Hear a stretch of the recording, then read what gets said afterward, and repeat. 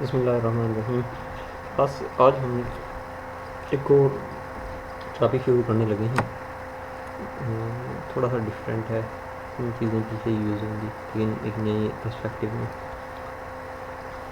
जी वो है जी introduction to linear transformation. To now we have treated matrix simply as rectangular array of number. अभी तक हमने रेक्टेंगुलर अरे के तौर पे मैट्रिक्स को डील किया है और हमने ज़्यादातर हम इस चीज़ में थे कि जो ये अरे हैं इनकी अलजेब्रिक प्रॉपर्टीज़ को कैसे डेवलप किया जाता है। इस मैट्रिक्स को अगर मैं मल्टीप्लाई करूँ किसी कांस्टेंट नंबर से, वो अंदर हर एलिमेंट के साथ मल्टीप्लाई होगा, तो ये अलजेब्रिक ऑपरेशन है। इस तरह अलजेब्रिक ऑपरेशन जो है उसमें हम थे, लेकिन इस सेक्शन में, in this section we will view matrix in a completely different way. तो हम मैट्रिक्स को बिल्कुल डिफरेंट वे में देखेंगे।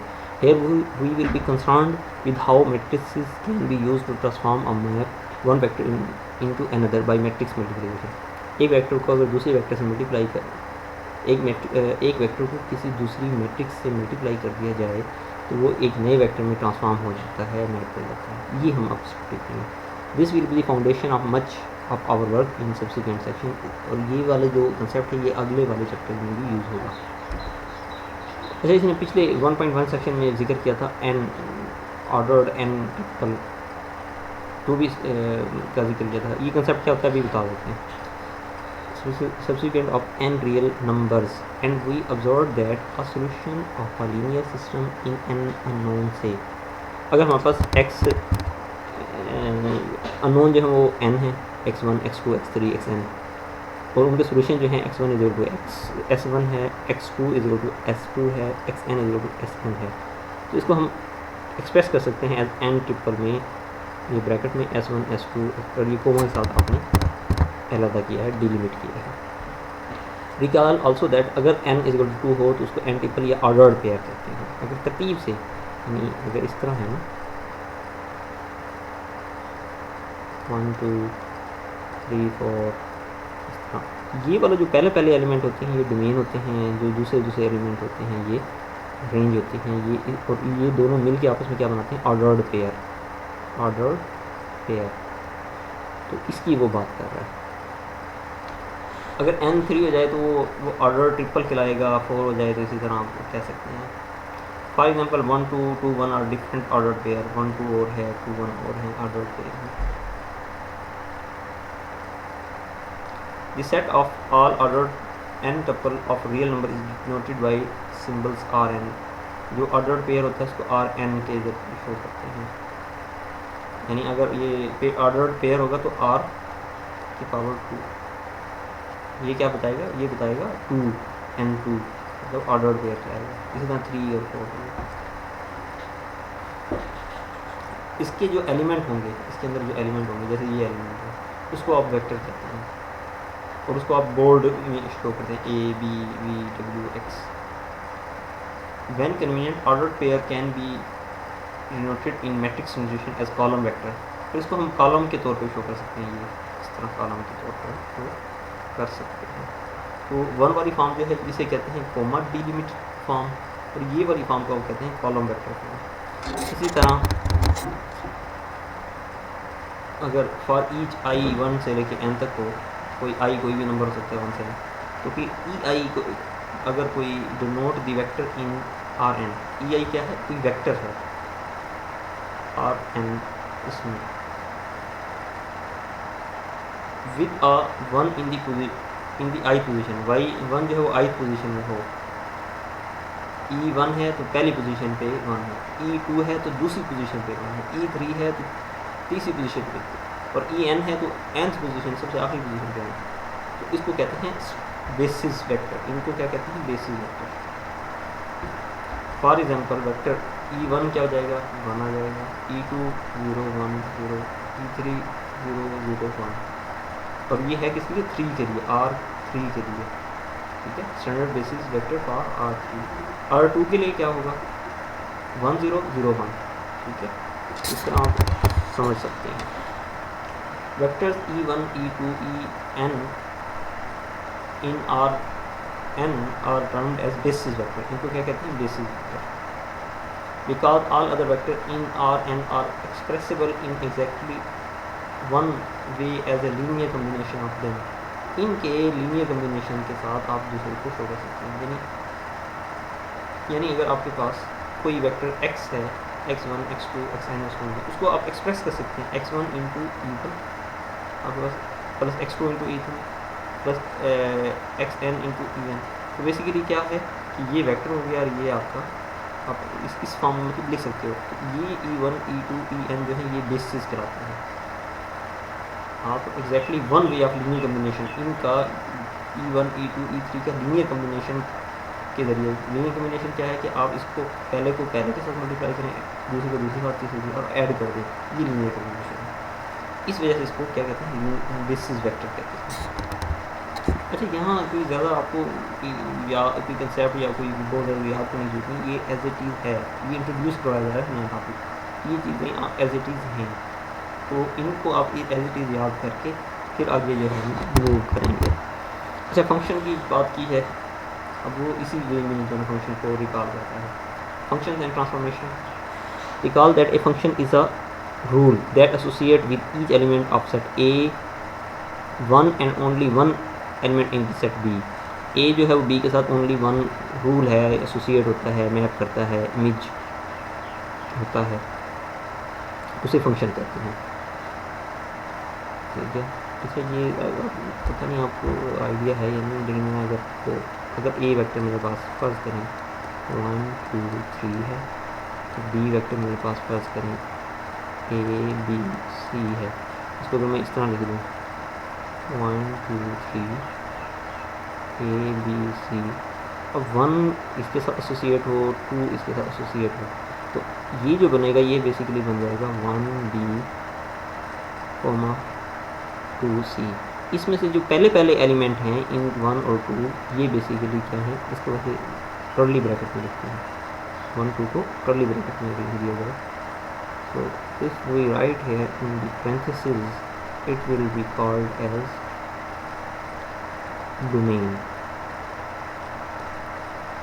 Of this function. इस फंक्शन को अगर f कहते हैं, अगर इस फंक्शन को f कहते हैं जो ये रूल है, तो ये डोमेन ऑफ f हो जाएगा 1 2। इसी तरह रेंज ऑफ f की बात की जाए, रेंज ऑफ f क्या होगा, जो दूसरे एलिमेंट है। तो ये वाली जो है 1b, ये f उस वक्त होगा, ये f उस वक्त होगा जिस वक्त पहले एलिमेंट रिपीट ना होता, यानी पहला एलिमेंट सिर्फ एक के साथ जाना हो। अगर पहला एलिमेंट दूसरे के साथ भी है ना, यानी ये अगर इस तरह भी हो जाए, दूसरे कलर में शो कर देता हूँ, तो अब क्या होगा, अब बेसिकली ये हो जाएगा 1b और यहाँ एक और आ जाएगा 1c। अब क्या है, पहला एलिमेंट रिपीट हो गया, पहला एलिमेंट रिपीट हो जाए तो ये फंक्शन नहीं रहा, क्योंकि पहले का जो मैप होना था वो 2 के साथ हो गया, एक के बजाय, इस वजह से बाई डेफिनेशन ये फंक्शन नहीं है। तो ये जो पेयर थे 1b 2c, ये ऑर्डर्ड पेयर कहलाते हैं। ठीक है, जब 2 हों, 3 हो तो वो n ट्रिपल यानी क्या हो जाती है। तो इसका पहले एलिमेंट डोमेन कहलाते हैं, दूसरे जो है एलिमेंट रेंज कहलाते हैं। यहाँ इस बुक में रेंज को उसने को डोमेन कह दिया है, को डोमेन। तो ये मतलब थोड़ा सा बेसिक था, आपने यहाँ फंक्शन पढ़े होंगे मैट्रिक में, तो मैंने ये रिकॉल करवा दिया ताकि आपको समझ आ जाए कि ये फंक्शन। तो ये चीज़ जहन में रखते हुए अब आप हम ये आगे जिक्र कर लेते हैं। थोड़ा सा साफ कर दो।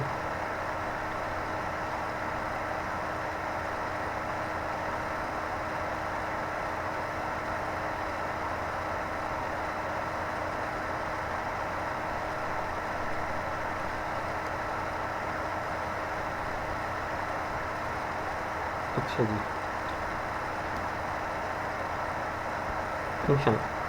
फंक्शन क्या है, रूल होता है, एसोसिएट करता है ईच एलिमेंट ऑफ ए को only 1 and 1 element of B से, ए का बी से सिर्फ ए के साथ हो तो फिर वो फंक्शन है। If F associate the element B with the element A then we write B is equal to F A. इसको लिखने का तरीका ये होता है जिसमें बी जो है वो, and we say that B is the image of A under F. ठीक है, इसको कहेंगे क्या, B is image of A under F and that F A is the value of F at A value. तो F A क्या है, value of F at A, वो ये आएगी और वो इक्वल किसके, इस केस में। This set A is the call domain और बी जो है उसे को डोमेन या रेंज कहते हैं. दिस सबसेट ऑफ को domain that consist all the image is called in the domain is called the range. Subset of all the को डोमेन, ठीक है, ऑल द को यानी यहाँ मैंने जो लिखा था 1 2 इसमें तमाम सेकंड वाले तमाम पे अगर मुश्तमिल हो फिर उसे कहेंगे range. In many application domain and codomain of a function are set of real number. Normally real number होते हैं, बट इन दिस टेक्स्ट यानी इस बुक में we will concern with function for which the domain is R power N. R N अगर domain हो तो हम उन फंक्शन के साथ हैं जिनकी डोमेन आर एन हो एंड कौन डोमेन आर एम हो. तो क्या मतलब हुआ कि जो डोमेन है वो आर एन है इस टेक्स्ट में और को डोमेन है वो आर की पावर एन है. एम और एन पॉजिटिव नंबर इंटीजर हैं. In this setting it is common to use italicised, वो इटैलिक होता है ना, तो इटैलिक कैपिटल लेटर अगर यूज़ करने में, जैसे टी को ये थोड़ा है बिंग टिपिकल. अब उसने यहाँ डिफाइन किया है T is a function with domain Rn and codomain Rm. Then we say T is a transformation from Rn to Rm, or T maps from Rn to Rm, which we denote writing T colon Rn to Rm. In special case जब ये दोनों equal हो जाएं तो उस वक्त आप इसको ट्रांसफॉर्मेशन को ऑपरेशन कह देते हैं, ऑपरेटर कह देते हैं. और Rn जब क्या हो जाए आर एम और एन इक्वल हो जाए तब. अच्छा जी, मैट्रिक्स ट्रांसफॉर्मेशन के बाद अगर हमारे पास एक लीनियर सिस्टम है जैसे W1 W2 इक्वल है A1 1 into x1 plus A1 to x2, इसी तरह से A1n इंटू xn, ये जनरल फॉर्म है इसमें. तो इसको अगर आप मैट्रिक्स फॉर्म में बनाएं W1 W2 Wm, यहाँ m है और यहाँ n है, तो बेसिकली क्या कर रहे हैं हम n को कन्वर्ट कर रहे हैं m में. ये देखें ना यहाँ देखें from R N to R N. तो किस तरह होगा, सिर्फ इस मैट्रिक्स से मल्टीप्लाई करते हैं. इसको कम्पैक्ट फॉर्म में लिखें तो W0 to AX. Up to now we have been doing 5 as a compact way of writing system. Another way to view this formula is transformation. पहले हम इसको सिंपल ये देख रहे थे, लेकिन ट्रांसफॉर्मेशन के वे से अगर देखें तो क्या कहते हैं, transformation that maps a vector x in Rn into a vector w in Rn by multiplying x on the left by a. यानी x के लेफ्ट पे a से मल्टीप्लाई करनी है तो फिर आपका Rn जो कि x था वो कन्वर्ट हो जाता है Rn यानी w में. और उसको लिखने का स्पेशल केस जब दोनों इक्वल हो जाए तो ऑपरेटर कहेंगे इसको.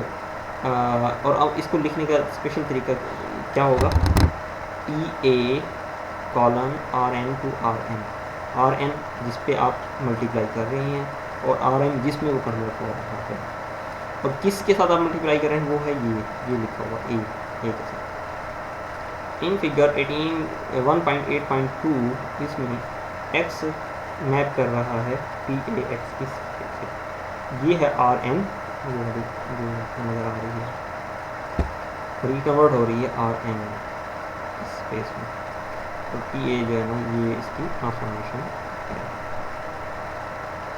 This notation useful when it is important to make the domain and codomain clear. जब आपने क्लियर करना ना कि डोमेन क्या है को डोमेन, तो ये नोटेशन बहुत अहम है.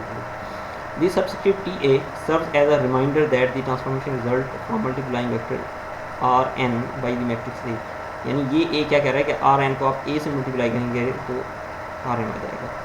इन सिचुएशन जब को डोमेन और ये नेसेसरी ना हो फिर क्या, यानी इस फॉर्म में लिखने की बजाय एक सिंपल वे जब ये नेसेसरी नहीं होता तो लिखने का तरीका ये है W is equal to T A into X. T A into X function of X कह लें, ये टी ए इंटू फंक्शन. और इसका मतलब ये है we call transformation T A multiplication T A. On occasion we will find it convenient to expect 6. इसको schematic वे में लिखा जाए तो एक्स एरो के ऊपर टी ए लिख दिया आपने, ट्रांसफॉर्म हो रहा है into W which is read as T A maps X into W. T A maps X into W. अच्छा, अगर मैट्रिक्स ट्रांसफॉर्मेशन R4 से R3 में आपने करना है तो ये अगर फर्स्ट करेंगे सिस्टम है तो इसको अगर आप इस तरह लिख दें तो ये आपका कांस्टेंट ए ये मैट्रिक्स हो जाएगा. अब अगर फ़र्ज़ और एक्स जो है वो ये होगी। अगर फ़र्ज़ करें एक्स की वैल्यू आपको पता है, आर एन जो था वो आपको पता है, वो ये है, तो क्या करेंगे आप आर एन को इससे मल्टीप्लाई करेंगे, आखिर में जो आपका आंसर आएगा वो आपका क्या हो जाएगा, टी ए इंटू एक्स, जो कि डब्ल्यू था। तो डब्ल्यू बेसिकली इसकी